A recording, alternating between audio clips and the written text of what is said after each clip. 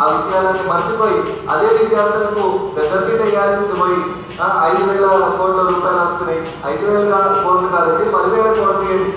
అక్కడ అవతల విగ్రహాలు కట్టడానికి 200 కోట్లు చూస్తున్నారు. కనీసం తెలంగాణ ఉద్యమానికి పునాదులు వేసినటువంటి విద్యార్థులను బలిదానాలు చేసి ఆత్మార్పణకు ఒడిగట్టి ఈరోజు ఉద్యమాన్ని స్థాయిలో తీసుకుంటున్నటువంటి విద్యార్థులను పూర్తిగా నిర్లక్ష్యం చేసే ధోరణిలో ప్రభుత్వం కనబడతా ఉన్నది.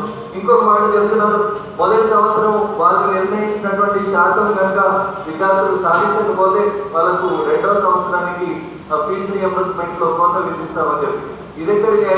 ఇప్పుడు మీరు చూడండి, పేద విద్యార్థులు, గ్రామీణ విద్యార్థులు ఉన్నత చదువులు చదవాలి, వాళ్ళు సమాజంలో నిలబడాలి అనే ఉద్దేశంతో ఆనాడు కాంగ్రెస్ ప్రభుత్వం ఫీజు రియంబర్స్మెంట్ పథకాన్ని ప్రవేశపెట్టడం జరిగింది.